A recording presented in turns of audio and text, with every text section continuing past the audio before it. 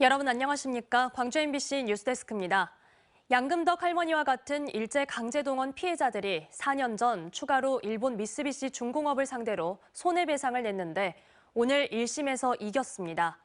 휠체어를 타고 직접 판결을 들으러 온 원고 정신영 할머니는 승소 소식에 눈물을 흘렸습니다. 송정근 기자가 취재했습니다. 휠체어를 탄 올해 94살 정신영 할머니가 광주지법 민사법원을 빠져나옵니다.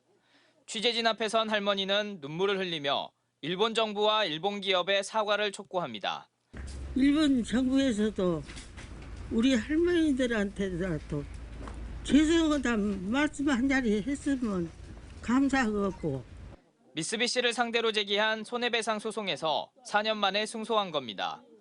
재판부는 정신영 할머니와 원고 1명에게 1억 원의 위자료를, 다른 원고 2명에게는 1,600여만 원과 1,800여만 원을 지급할 것을 주문했습니다.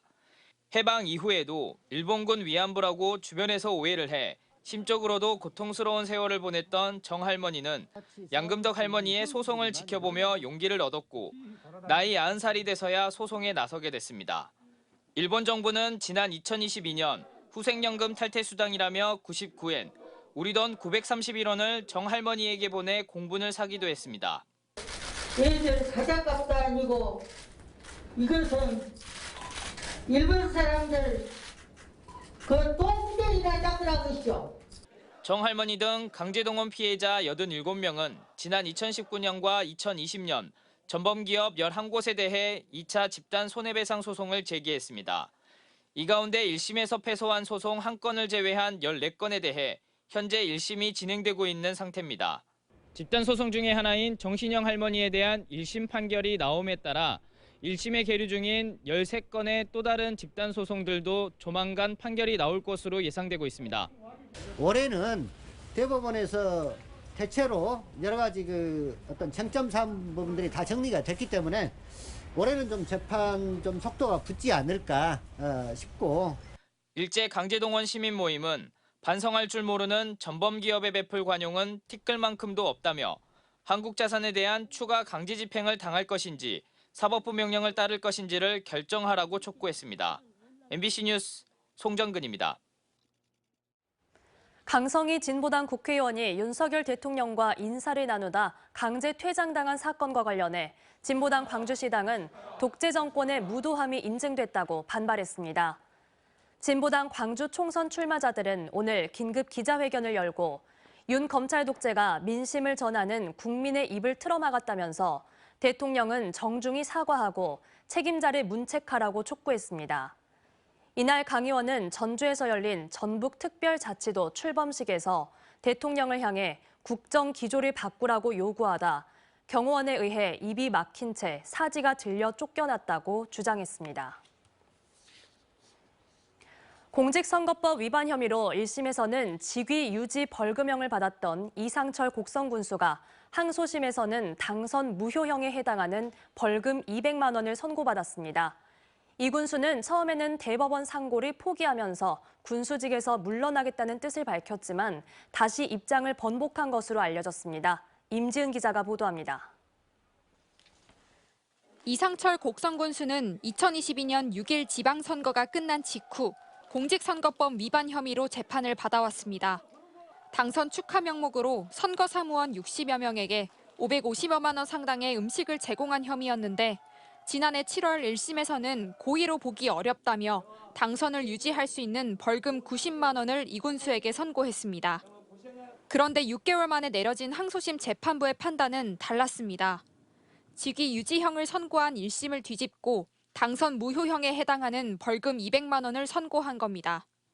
식사 비용과 참석자 수가 적지 않은 데다 이 군수가 당시 적극적이었다는 점을 근거로 들었는데 재판부는 원래라면 징역형이 선고되어야 할 범죄였다고 설명했습니다.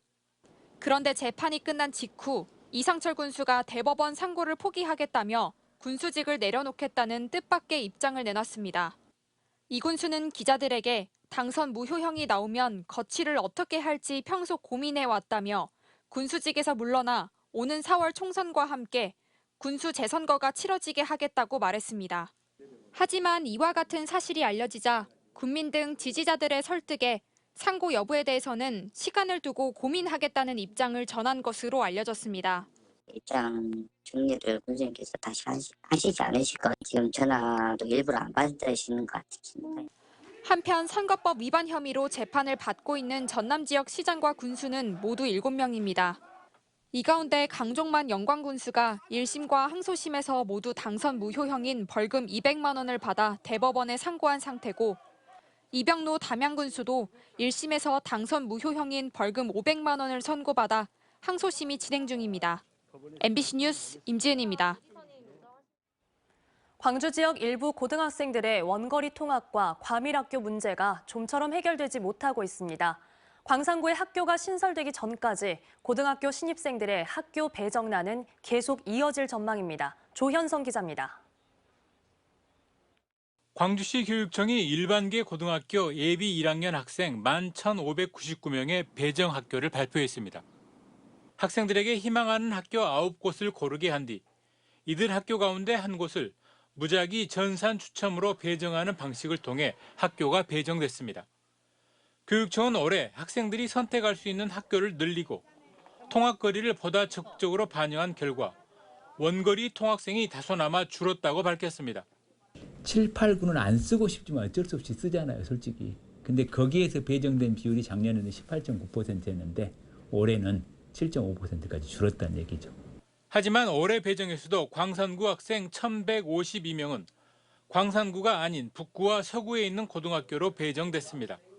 무엇보다 광산구에 있는 중학교는 26곳인데 반해 고등학교는 11곳에 불과하기 때문입니다. 여기에 학내 비리 등으로 인한 특정 고등학교 기피 현상도 원거리 학교 배정을 가중시키는 요인으로 작용하고 있습니다. 올해로 4년째 미달 사태를 겪은 이 학교는 올해 한개 반 규모인 27명 지원에 그쳤습니다. 결국 이 학교의 빠른 정상화와 함께 고등학교 신설만이 매년 반복되는 고교 신입생들의 원거리 학교 배정과 과밀학교 문제를 근본적으로 해결할 수 있을 것으로 기대되고 있습니다. 광주시 교육청은 광산구 옛 하남초등학교 자리에 가칭 광산고등학교 개교를 추진하고 있으며 개교 예정 시기는 2027년 3월입니다. MBC 뉴스 조현성입니다. 광주시립 역사민속박물관이 유물 수백 점에 대해 단 2시간 만에 감정을 맞춰 말썽이라는 소식 전해드렸죠. 보도가 나가자 광주시는 앞으로는 회의록도 남기고 감정위원도 늘리는 내용의 조례를 만들겠다는 대책을 내놨습니다. 하지만 지난 10년 동안 초스피드로 허술하게 진행된 유물 구입과 관련해서는 어떻게 하겠다는 말이 없습니다. 김영찬 기자가 취재했습니다. 지난 2020년 하반기 역사민속박물관 유물감정심의회가 유물 126점을 감정했다는 확인서입니다. 위원회 감정 결과에 따라 유물 구매가 확정됐습니다. 그런데 박물관 측은 위원들이 유물 검증 과정에서의 오고 간 대화를 기록한 어떠한 회의록도 남기지 않았습니다.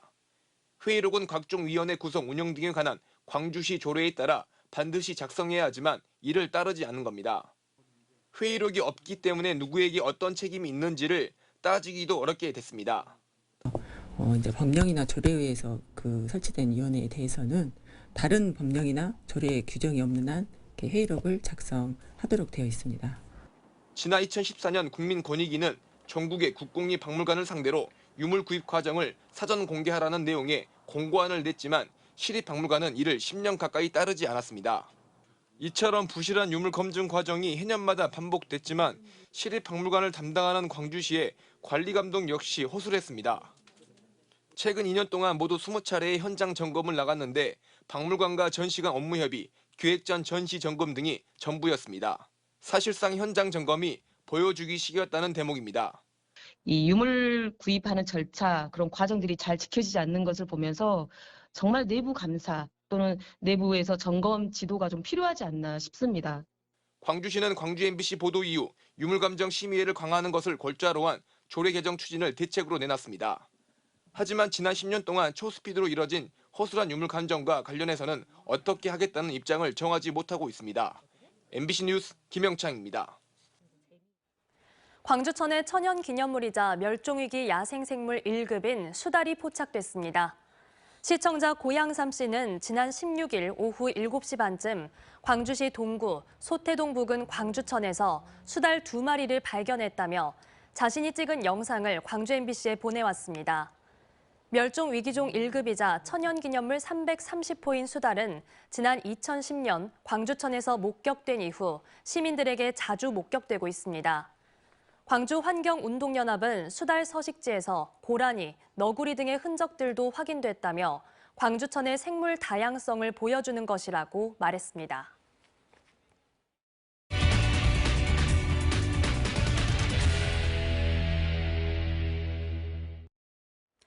가족이 부양을 포기한 한 무연고 장애인이 숨지자 장애인 단체 등이 나서 장례식을 열었다는 소식 어제 전해드렸습니다.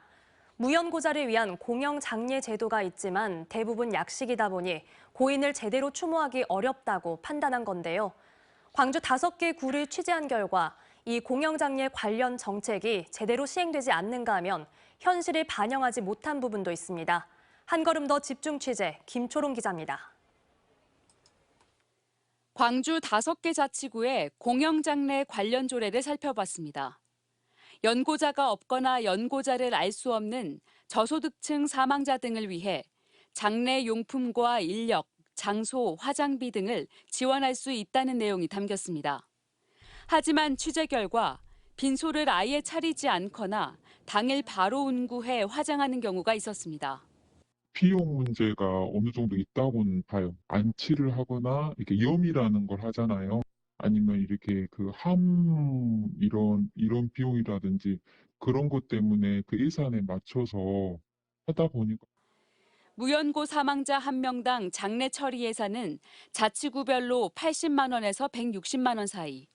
이 안에서 사망 이후 모든 절차를 진행해야 해 생략되는 과정이 있다 보니 장례가 약식으로 진행되는 겁니다.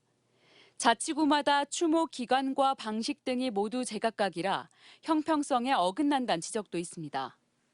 앞으로가 더 문제입니다. 지난 2022년 무연고 사망자 수는 4,800여 명으로 10년 사이 5배 가까이 증가했습니다. 인구가 줄면서 고령화도 빨라지고 1인 가구는 늘고 있어 앞으로 무연고자는 더 늘어날 것으로 예상됩니다. 특히 병원이나 요양원 등에서 오래 지내다가 사망할 경우 가족들이 시신 인수를 거절해 무연고자로 분류되는 경우가 종종 있다고 현장 관계자들은 말합니다.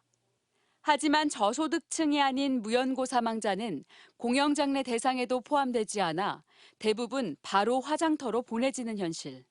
일반인 분들도 공영장례를 치르면 좋기는 하겠다. 근엄하게 보내드려야 될 그런 필요성이 점점 제기가 되고 있으니까.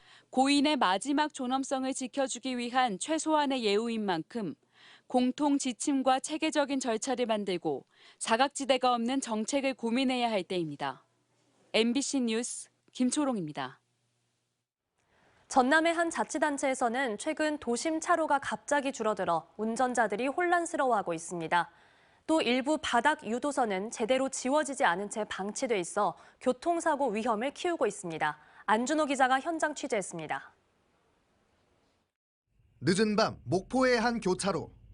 교차로를 지나다 보니 2가지 도로 유도선이 보입니다. 하나는 새로 표시된 도로 유도선. 또 다른 하나는 제대로 지워지지 않은 과거 도로 유도선입니다. 밤뿐만 아니라 낮에도 운전자들은 헷갈릴 수밖에 없고 크고 작은 사고도 발생하고 있습니다. 유도선이 좀 애매하게 좀 있어가지고 상대방이 그쪽으로 끼어들면서 제 뒤쪽 옆에 후미추도 있는 상황이었거든요. 이게 이정표를 위에다가 제대로 표시를 해두는지 그렇게 해야 외지 사람들이라든가 이렇게 초행길 사람들은 분명히 그걸 보고 제대로 지워지지 않은 도로 노면 표시 위에 새로운 도로 노면 표시가 덧칠된 곳도 적지 않습니다. 인근의 또 다른 도로도 위험하기는 마찬가지. 10m에 달하는 횡단보도 구간을 통과하자마자 차선 하나가 갑자기 줄어듭니다. 이 도로를 주행하던 운전자들은 여러 차례 교통사고 위험에 빠진 적이 있습니다. 간만에도 한 차선을 막 들어가려고 그러죠. 그러다 보면 좀 사고 위험도 있고요. 좀 불편한 점이 많이 있습니다. 사고 위험이 큰 유턴 구간도 적지 않습니다. 차들이 속력을 내는 내리막길 구간. 한 승용차가 유턴을 하기 위해 급정거하자 뒤따르던 차들이 충돌을 피하기 위해 아슬아슬하게 비켜갑니다. 이제 교통 심의 관련해서 반영을 좀 해보겠고요. 그 전에 경찰서하고 얘기를 해서. 취재가 시작되자 며칠 만에 목포시는 일부 도로 차선 수정 작업에 들어갔습니다. MBC 뉴스 안준호입니다.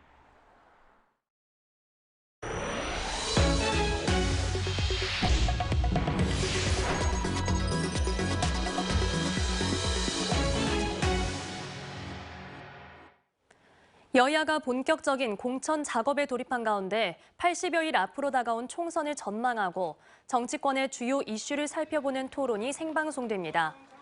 광주 MBC는 잠시 뒤 9시부터 시사 토론 프로그램인 시사 용광로 시간에 국민의힘 한동훈 비대위원장의 행보와 민주당의 분열, 또 신당 창당 등 총선을 앞둔 정치권의 복잡한 상황을 진단합니다.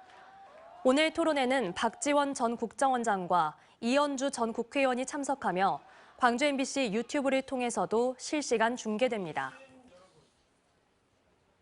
광주 전남 이태원 참사 유가족들이 최근 국회를 통과한 이태원 참사 특별법에 대해 대통령이 거부권을 행사하지 말고 즉각 공포할 것을 촉구했습니다. 12구 이태원 참사 유가족협의회 광주 전남 지부 등은 오늘 국민의힘 광주시당 앞에서 기자회견을 열고 이태원 참사 특별법은 참사의 진실을 밝히고 같은 비극이 반복되지 않도록 재발 방지 대책을 마련하기 위한 법이라고 강조했습니다. 그러면서 국회 의결 직후 대통령실이 유감을 표명하는 등 여당과 윤석열 정권이 거부권 행사를 염두에 둔 행보를 벌이는 것에 대해 강력히 규탄한다고 밝혔습니다. 한편 이태원 참사 특별법은 참사 438일 만인 지난 9일 국회에서 의결돼 내일 정부로 이송됩니다. 박민식 전 국가보훈부 장관의 이념 논란 제기로 압박을 받아온 정률성 사업이 결국 일부 축소됩니다. 광주시는 올해 본 예산에 정률성 음악축제를 반영하지 않았고 남구는 정률성 전시관 조성 사업의 명칭을 양림문학관으로 수정했습니다. 다만 광주시는 보훈부 등으로부터 중단 권고를 받은 정률성 역사공원 사업은 예정대로 추진한다고 밝혔습니다.